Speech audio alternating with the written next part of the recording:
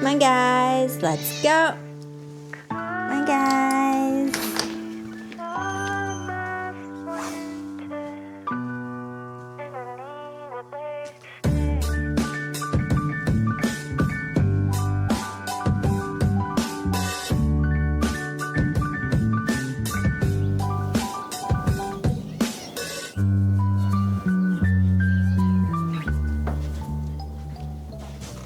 Hi guys, welcome back to my channel. I'm the cat gardener. My name is Diana and I have a mini urban garden in St. Louis, which is zone 7A. So I have not uploaded in 1 month, and that's because I've been enjoying the winter, I've been enjoying the off season, hibernating a little bit, but it is time to reactivate the gardening season once again. I just bought my seeds for the new year, so today I thought I would come on and give you guys some inspiration when it comes to your seed selection for the upcoming season. So we're gonna do something different. I haven't really seen any videos like this out there. I want to do a ranked tier list of the best things to the worst things to grow if you want to save money on groceries. Obviously, money isn't the only consideration when it comes to gardening. I do it because I enjoy the freshness of how it tastes, I enjoy being outside, and furthermore, I like being able to grow organic stuff without pesticides.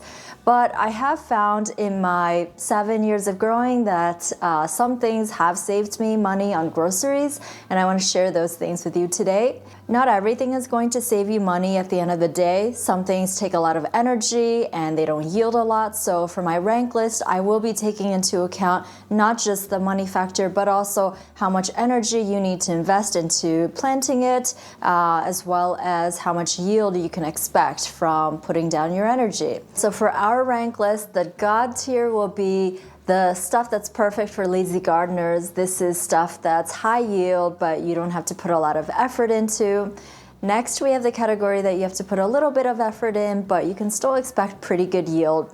And then we have the third category, which I don't really feel very strongly about. Maybe you have to put a little bit of effort in. Maybe the yield is not that good. We'll get into these things. And finally, we have the category that I would never touch with a 10-foot pole.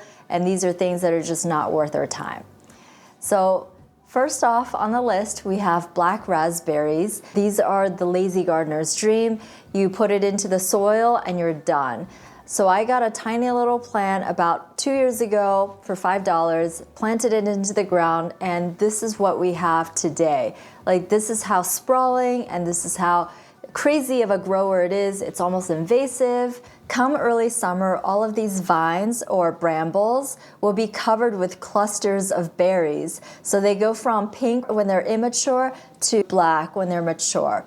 And if you have more space than I do, lucky you, because you really get to let this thing sprawl, let this thing invade almost. Cost-wise, this is a no-brainer. You guys know how much berries cost at the store. And just to throw out another related berry, you can also do blackberries because they're very similar. I don't personally grow them. I don't have the space for it, but if you do, I highly suggest it. They grow very similarly to black raspberries. Next on the list, we have blueberries. Unfortunately, these are not so God tier. A little bit of effort is required. They're not like blackberries or black raspberries that are so easy to grow. They require very acidic soil, like pH of 5, which is quite low and difficult to obtain. But once you get it going, like after a few years, you should expect good yields of blueberries for decades to come. Personally, I haven't grown them yet, but I am trying to acidify my soil in anticipation of trying to grow them. We'll see how that works out. I will keep you guys updated on my little experiment. Next on the list, we have broccoli. All right, I would never grow this. 1, I don't have the space for it. It requires a lot of space. 2, I think that I don't like things where you cut off the heads and then that's it. It doesn't grow back. I prefer things that you can cut and then they come again. And broccoli is definitely not one of those. I think as soon as you cut the head off, that's it. And I think that's a waste of space, especially for a small garden like mine. So no, I would never grow it. Next up, we have carrots. I don't feel very strongly about these. I think that they're not worth it. I think that you can get pretty cheap carrots at the store, And furthermore, I don't have the world's greatest soil. Like, I don't have a garden that's 100% raised beds. So a lot of my soil is in ground, and we have poor clay soil here in Missouri. So a lot of the carrot experiments that I've tried in the past just turns out to be short, misshapen carrots. So that's not very enjoyable.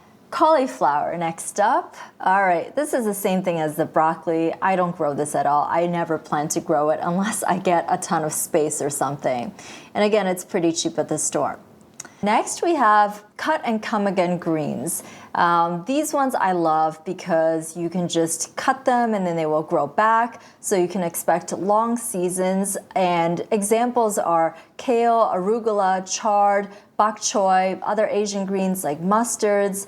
Chard, I really love. If you plant your chard in the springtime, it will grow very well in the spring. It will even endure the hot summers here in St. Louis, and then it will keep lasting until the cold winters here if you cover it. So to me, this is like the ultimate plant that lasts for almost an entire year.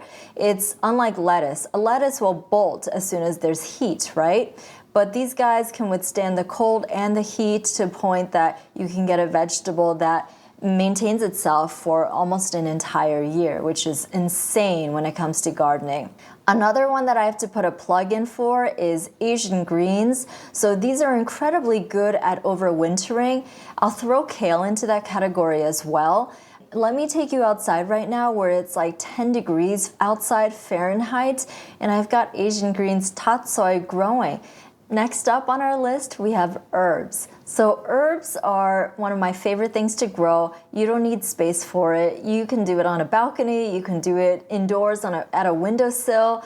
It's better than buying it at the store because at the store you buy a bunch of it and you're not going to use all of it. So a lot of that goes to waste and it doesn't taste fresh after a few days. So I like the idea of having my own supply and being able to grab it whenever I want for cooking and having it really fresh. So I'm going to tell you about my favorite herbs in two categories. The first category is the forever herbs or the perennial ones, and they will last you forever. So these include, at least for my zone, oregano, thyme, rosemary, Chinese chives, and green onions. The second category of herbs that I really like to grow are the seasonal ones. These are the ones that you have to plant every year. So during the spring, stuff like cilantro, dill, parsley are perfect. And then for the summer, those clunk out, they hate the heat, and then you can do basil instead during the summer. Next up on our list, we have cucumbers. So people rave about cucumbers, like how productive they are, but I would not call it God tier. I would say some effort is involved because here in my zone at least, it gets really hot in the summer. The pests go out of control. So what I found is that the cucumbers do really, really well. They're like producing so much fruit day after day. But then suddenly they clunk out, and that's because they just got decimated by some cucumber beetles or something like that. So their work, like if you want to maintain a whole summer supply of cucumbers, you have to have like baby cucumbers that are ready to go into the ground once your other one gets decimated. So you have to do succession planting. I will give you an alternative. This is something I'm looking into for my next season, which is to plant parthenocarpic varieties. So these are ones that self-pollinate, meaning that they don't need the help of the bees, and if you have a greenhouse, you can put them in there,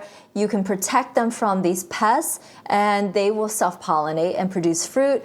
Or if you're like me, you don't have room for a greenhouse, but you can just put bug netting around it to protect it from the pests, and they should still grow. So two varieties that I've heard of are the China Jade and the Suyo Long. So I will be trying that this year, and I'll keep you guys updated on if it's a success. All right, next we have eggplant. Productive, yes, but it depends on what kind you get. I only do the Asian eggplants. I don't do like those big classic American Italian ones. Just, they take too long. They take 3 months to grow. It's not worth it. The Asian eggplants, however, grow really, really fast, so I highly suggest those. Next on our list we have, this is supposed to be an elderberry, and it's supposed to represent my love for native fruits. I don't have enough space to do like peach trees, apple trees, what have you, but I do have enough space for like a small little bush, like an elderberry or a serviceberry. And in fact, these are native to my zone. What that means is that because they're native, they are very well adapted to the crazy climate that we have here. They are adapted to the soil. They're hardy, they're fast growing, and they require less maintenance. Like you don't have to spray them with pesticides the way you do with apple trees, for example. Next, fava beans. So these are so delicious to me. Like they taste so good. They are hard to find in supermarkets here and they can be expensive, so I choose to grow them myself. But I'm gonna put it in the category of need some effort. And that's because the way they grow is like you get these pods and you don't get a ton of like fava beans in each pod, so you have to grow a lot of plants. And just to show you an example, this is how much I grew in order to get just a season of it. That's the only downside. You just have to grow a lot of it. Next up, we've got figs, which is pretty exotic for our climate, but believe it or not, we can grow figs here. We just have to find one that's actually native to the area, and that one would be Chicago Hardy. It can survive a winter here, and as long as you cover it, you'll be fine. And that's why I put it in the category of a little bit effort involved. But for me, it's so worth it because anything you find at the supermarket doesn't taste fresh. I mean, if you think about it, the figs that are coming here are arriving from California. That's thousands of miles away. Of course, they're collected when they're not completely ripe. So they don't taste good, and plus they're expensive. So for me, it's worth it to grow my own figs. Next up, we have garlic, which is something that I never expected to grow in my life. And that's because garlic is really cheap, and honestly, I don't use that much. I'm not such a garlic fiend that I need a ton of it, but I read about it and it seems really easy, and it's a really good use of your winter garden space when things are pretty dead anyway. And so I just thought it would be fun. It would be a fun experiment. In the fall, you plant the cloves, and each clove will become a whole garlic in the spring. And so they overwinter in your garden. They don't need any protection. They don't, maybe just a little bit of straw, and that's it. So super easy. And yes, you will get a ton of garlic at the end of it, but they store very well if you get the right types. Next up, we have bell peppers. I don't like growing these. They take forever, like 3 months to grow like a single bell pepper. And it's because they have a weird love-hate relationship with summer. They are obviously a summer plant, but they don't like it too hot. They stop fruiting when temperatures go above 90 degrees, which it frequently does here. So in my experience, I found that they're doing okay for the early part of summer. They're growing, they're starting to fruit, and then July, August comes and they just stop growing. So for me, it's not worth it to grow these guys. They're cheap enough at the grocery store. Up next, we have another exotic fruit, which is the passion fruit. Believe it or not, we can also grow that here. We have a native species called the passiflora, otherwise known as maypops. And I've grown them. They're like vines, so I was warned to keep them in a container, otherwise they would just get out of control. So they grow these beautiful purple flowers, and then afterwards the flower turns into this fruit, which very much tastes like the passion fruits that you'll find in the Caribbean or Mexico, tropical places. So it's pretty amazing that we can grow that even here. Next up, we've got peas and beans. I put them together because they're both super prolific and they both need some support system to climb, but it's very easy. For peas, you just need something light, like a fabric netting would work. And then beans are a bit heavier. So I use like a trellis system to grow these beans. And this past summer, I had a huge wall of just beans because they're that prolific. Next up, we've got such a beautiful vegetable, the radish. These are so great to grow because in less than 3 weeks, you can have a radish like this size. They're fast and they're delicious. And I will also throw beets into the same category because they're very similar root types of vegetables, very prolific and very little effort. All right, raspberry. This is the regular kind of raspberry. It's similar to the black raspberry I already told you about, but it grows a little bit differently. Mine is called an everbearing raspberry, so it actually has 2 seasons. It will give fruit in the beginning of summer and then also in the fall, so that's really nice. And again, this is like the black raspberry. I got this plant for $5 back in the day, and now it's grown into, it's a smaller bush than the black raspberry, definitely a lot more manageable, but I get these really beautiful and fresh tasting raspberries from it. Now we have something that's different from the bell peppers. These are small peppers. They're actually way easier to manage, so I'm gonna put them in the top category. They include stuff like shishito peppers, hot peppers, and also like frying peppers, like classic Italian peppers. These are really easy, unlike bell peppers, so they're up there in the God category. Next up, we've got strawberries, and you guys know that strawberries, freshly grown, are way better than anything you'll find at the store. They're pretty easy to grow, even if it gets really hot here. Mine do okay in the spring, so I think it's very worthwhile to get some strawberry plants in your garden. All right, tomatoes. I have kind of a controversial opinion about tomatoes. I don't think they're exactly God tier, and that's because I live in a place with very hot summers. When tomato plants experience heat, they tend to make leaves more than they do set fruit. So to combat that, you have to stay on top of pruning off the leaves so that it induces them to make fruit instead. And I also find that tomatoes are very difficult to support. Like, people generally like to use tomato cages and they just don't work. Tomatoes will outgrow those cages and collapse over them. So I had to build a trellis system to vertically support their growth instead. I find that this method works way better than the cages. But yes, some effort is involved in order to get the tomatoes to grow as much as you want them to. But I do have some tips for tomatoes, which is I think cherry tomatoes are way easier than large beefsteak tomatoes, especially when it's hot, when there's worms and pests that want to crawl into the tomatoes. There's way more risk in that happening with the large tomatoes that you worked so hard to get them to grow than there is with small cherry tomatoes, of which you have tons and tons. So it doesn't matter if some of them get eaten by worms or insects or squirrels in my situation.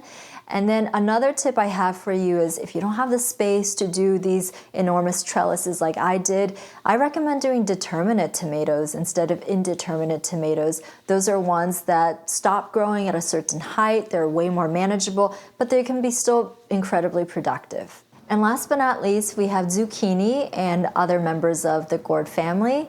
Very prolific during summer, to the point that you'll have to give it away to your neighbors. But again, same problem with the cucumbers, that they succumb to the heat, they succumb to pest pressure, and at some point, the one plant that you have that's been giving you so many zucchini for weeks and weeks will clunk out, and you'll need to do some succession planting.